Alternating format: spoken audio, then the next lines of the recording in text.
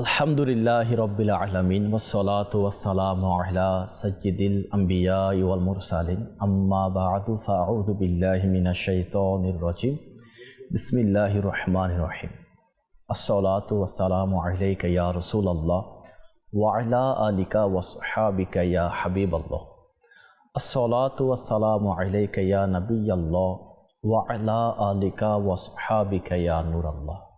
প্রিয় প্রিয় ইসলামী ভাইয়েরা আর মাদানী চ্যানেলের দর্শক শ্রোতা, মাদানী চ্যানেলের ধারাবাহিক অনুষ্ঠান সাহাবীদের ইসলাম গ্রহণ, এই অনুষ্ঠানের পক্ষ থেকে যারা আমাদেরকে দেখতে পাচ্ছেন তাদের সকলকে জানাচ্ছি অসংখ্য শুভেচ্ছা এবং মোবারকবাদ।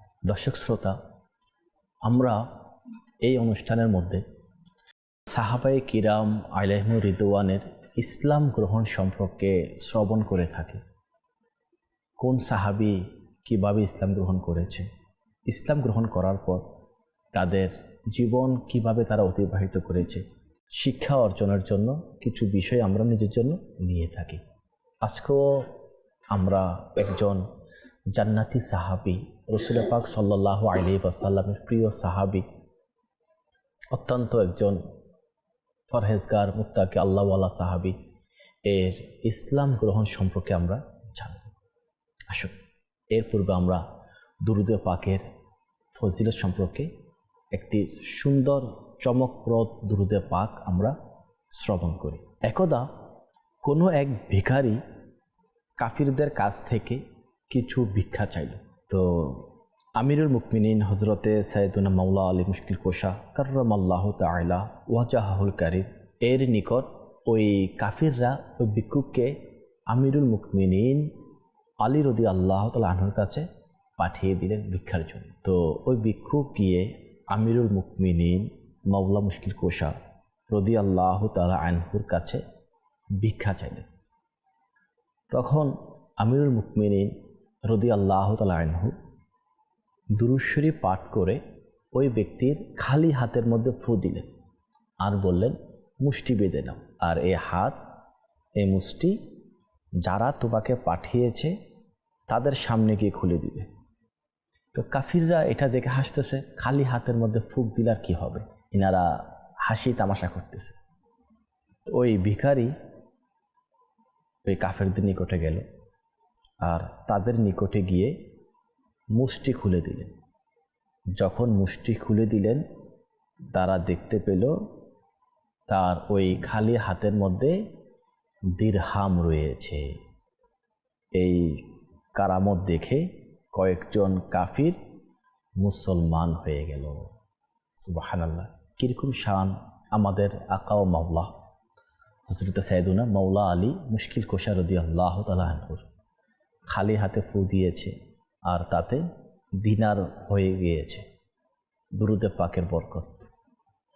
তো আসুন নিয়ত করি আমরাও আমাদের প্রিয় নবী সাল্লাল্লাহু আলাইহি ওয়াসাল্লামের উপর অধিক পরিমাণে দুরূদ শরীফ পাঠ করব। আল্লাহ পাক আমাদেরকে দুরূদ শরীফ পাঠ করার তৌফিক দান করুক। সল্লু আলাল হাবিব সাল্লাল্লাহু তাআলা আলা মুহাম্মদ সাল্লাল্লাহু তাআলা আলাইহি ওয়াসাল্লাম। দর্শক শ্রোতা, আজকে আমরা যে সাহাবীর ইসলাম গ্রহণ সম্পর্কে শুনব তার নাম হচ্ছে হজরতে জাহজা বিন সাঈদ গিফারি রাদিয়াল্লাহু তাআলা আনহু। ইনি গিফার গোত্রের সাথে সম্পর্ক রাখত। আমরা গিফার গোত্রের সম্পর্কে জানব, এটার ইসলাম গ্রহণের সম্পর্কে জানব। খুবই সুন্দরভাবে ইনি ইসলাম গ্রহণ করেছে, খুবই সুন্দর ঘটনায় নার ইসলাম কবুলটা এ সম্পর্কে জানব এবং আল্লাহ চাইতে ইনশাআল্লাহ আমরা অনেক কিছু শিখতে পারবো। আসুন প্রথমে আমরা ইনার ইসলাম গ্রহণ সম্পর্কে শুনিনি। হজরতে জাহজা বিন সাঈদ গিফারি রাদিয়াল্লাহু তাআলা আনহু বর্ণনা করেন, ইনি নিজে বলতেছে, আমি আমার গোত্রের এমন একটি দলের সাথে নবী পাক সাল্লাল্লাহু তাআলা আলাইহি ওয়াসাল্লাম এর দরবারে মাগরিবের সময় উপস্থিত হলাম, যারা ইসলাম গ্রহণ করতে চাচ্ছিল। নবী করিম সাল্লাল্লাহু আলাইহি ওয়াসাল্লাম মাগরিবের নামাজের সালাম ফিরানোর পর ইরশাদ করলেন, প্রত্যেক ব্যক্তি যেন তার পাশে বসা লোকটির হাত ধরে তাকে নিজের সঙ্গে নিয়ে যায়। তো সবাই যখন চলে গেল তখন মসজিদে আমার এবং রাসূল পাক সাল্লাল্লাহু আলাইহি ওয়াসাল্লাম ছাড়া আর কেউ ছিল না। আমি ছিলাম লম্বা দেহের এবং বেশ শক্তিশালী গঠনের, তাই আমার দিকে কেউ এগিয়ে এলো না। রাসূল পাক সাল্লাল্লাহু আলাইহি ওয়াসাল্লাম আমাকে নিজের ঘরে নিয়ে গেলেন। তার জন্য একটি ছাগির দুধ দহন করা হলো। আমি তা পান করলাম। এমনকি নবী করিম সাল্লাল্লাহু আলাইহি ওয়াসাল্লাম 7টি ছাগির দুধ আনালেন, আমি সবই পান করলাম। এরপর একটি পাথরের হাঁড়িতে কিছু খাবার আনানো হলো, আমি তাও খেয়ে ফেললাম। তো হজরতে উম্মে আইমান রাদিয়াল্লাহু তাআলা আনহা বললেন, আল্লাহ তাকে না খাওয়া যিনি আজ রাতে রাসূল পাক সাল্লাল্লাহু আলাইহি ওয়াসাল্লামকে খেতে দিলেন না। রাসূল পাক সাল্লাল্লাহু আলাইহি ওয়াসাল্লাম তখন বললেন, উম্মে আইমান, ছেড়ে দাও, সে নিজের রিজিক খেয়েছে, আমাদের রিজিক আল্লাহ তাআলার দায়িত্বে। রাসূল পাকের তাওয়াক্কুল আল্লাহর প্রতি, এতটুকুর মধ্যে আমাদের জন্য শিক্ষা আছে। এটা যখন আমাদের ঘরে কেউ মেহমান আসে, তাকে মেহমানদারি করা স্বতঃস্ফূর্তভাবে, খুশি মনে, এবং নিজের খাবার খেয়ে নিলেও অসন্তুষ্ট ভাব প্রকাশ না করা, নিজের খাবারের মধ্যে কম পড়লেও অসন্তুষ্ট ভাব প্রকাশ না করা, এটা ভাবা আমার রিজিকে যা ছিল আমি তা খেয়েছি। যতটুকু লুকমা আমার রিজিকের মধ্যে ছিল, হোক সেটা 1 লুকমা, হোক সেটা 2 লুকমা, যতটুকু আমার রিজিকে আছে তা আমি খেয়েছি। এইটা যদি আমরা মেন্টালিটি তৈরি করতে পারি যে আমার রিজিকে যা আছে তা আমি পাবো, এর বেশিও আমি খেতে পারবো না, কমও আমি পারবো না, আমার রিজিকে আল্লাহ যা রেখেছে তা আমি পেয়ে যাব, তাহলে অনেক টেনশন, অনেক পেরেশান আমাদের থেকে দূর হয়ে যাবে। আজ মানুষ এই রিজিকের পেরেশানের কারণে অনেকগুলো গুনাহের মধ্যে লিপ্ত হয়ে যায়। বেশি লোভ করার কারণে, বেশি চাহিদার কারণে হারামের দিকে মানুষ চলে যায়, গুনাহের দিকে মানুষ চলে যায়, না শুকরিয়া হয়ে যায়। তো এটা নিজের মধ্যে এই জিনিসটা নিয়ে আসা, রিজিক এটার মালিক আল্লাহ পাক, শুধু আমার রিজিক নেই, সৃষ্টির সকল জীবের রিজিক দাতা হচ্ছে আল্লাহ পাক। যার রিজিকে যখন যেটা আছে সে সেটা পেয়ে যাবে। এটা যদি আমরা আমাদের মধ্যে নিয়ে আসি, তাহলে অনেকগুলো গুনাহ থেকে আমরা বাঁচতে পারবো, আল্লাহর প্রতি আমাদের ভরসা, তাওয়াক্কুল বেড়ে যাবে। তো রাসূল পাক সাল্লাল্লাহু আলাইহি ওয়াসাল্লাম খুব সুন্দর উত্তর দিলেন উম্মে আইমানকে, যখন ইনি বললেন ওই ব্যক্তির ব্যাপারে যে আল্লাহ পাক ইনাকে না খাওয়া, যিনি আজকে রাতে রাসূল পাকের খাবারটাও খেয়ে নিয়েছে। আমার রাসূল পাক সাল্লাল্লাহু আলাইহি ওয়াসাল্লাম খুবই সুন্দর উত্তর দিলেন যে তাকে এটা বলিও না, তাকে এটা ছেড়ে দাও, সে নিজের রিজিক খেয়েছে, তার রিজিকে যা আছে সে তা খেয়েছে, আর আমাদের রিজিক আল্লাহ তাআলার দায়িত্বে আছে, যেটা আমাদের রিজিক সেটা আমরা পেয়ে যাব। আজকে আমি একবেলা কম খেতে পেরেছি, ভাবতে হবে এটাই আমার রিজিক ছিল। আজকে আমি একটু বেশি খেয়েছি, এটা আমার রিজিক ছিল। আজকে আমার খাবারের সাথে আরেকজনের সামিল হয়েছে, এটা ওর রিজিক ছিল। আমরা খাবার খেতে বসছি, আরেকজন ব্যক্তি চলে আসছে, আরও একজন চলে আসছে, একজনের খাবার দুজন খেয়ে নিয়েছে, এটা ওনার রিজিক ছিল, তাই উনি খেতে পেরেছে। এটা এরকম আমাদের মাইন্ড তৈরি করা চাই, আল্লাহ তৌফিক দান করুন। এরপর শুনুন, এটা প্রথম দিনের ঘটনা। তো দ্বিতীয় দিনে কি ঘটলো এটা শুনুন। পরের দিন নবী করিম গফুর রহিম সাল্লাল্লাহু আলাইহি ওয়াসাল্লাম ও সাহাবায়ে কিরাম আলাইহিমুর রিদওয়ান একত্রিত হলেন। সবার মাঝে কে কি খেয়েছে তা আলোচনা হচ্ছিল।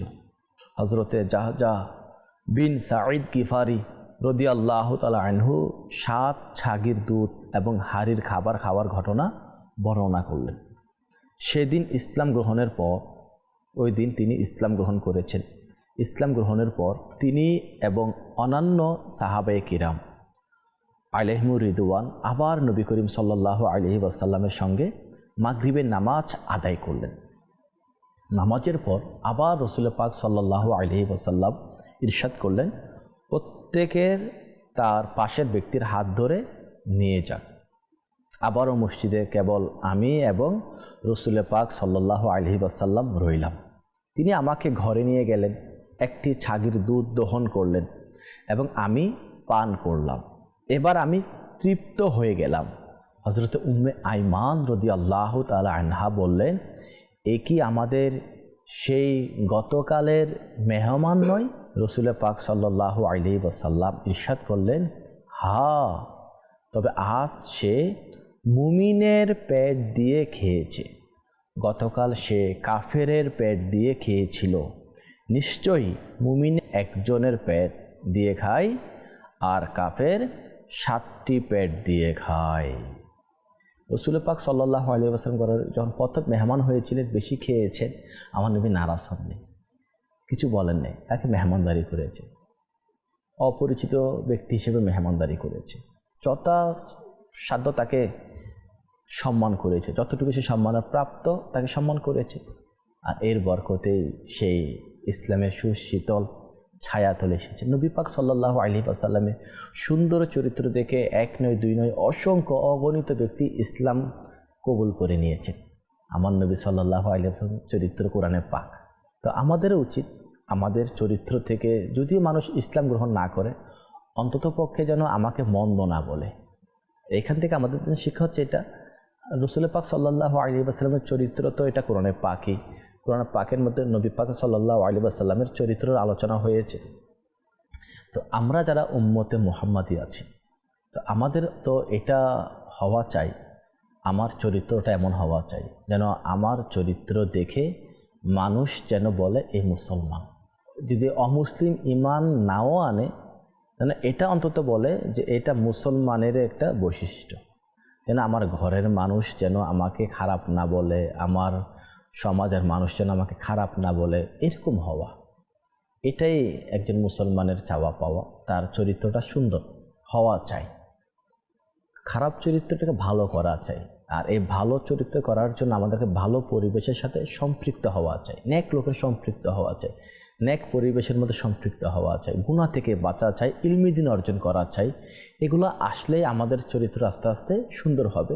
দাওয়াত ইসলামের এই সুন্দর পরিবেশের মধ্যে অসংখ্য মানুষ অসৎ চরিত্রের ছিল, দাওয়াত ইসলামের মধ্যে এসে আলহামদুলিল্লাহ তাদের সেই অসৎ চরিত্র এটা সৎ চরিত্র দ্বারা রূপান্তরিত হয়েছে, পরিবর্তন হয়ে গিয়েছে, ভালো হয়ে গিয়েছে, নেক হয়ে গিয়েছে, গুনাহ থেকে বেঁচে গিয়েছে, জবান সুন্দর হয়েছে, মিষ্টি হয়েছে।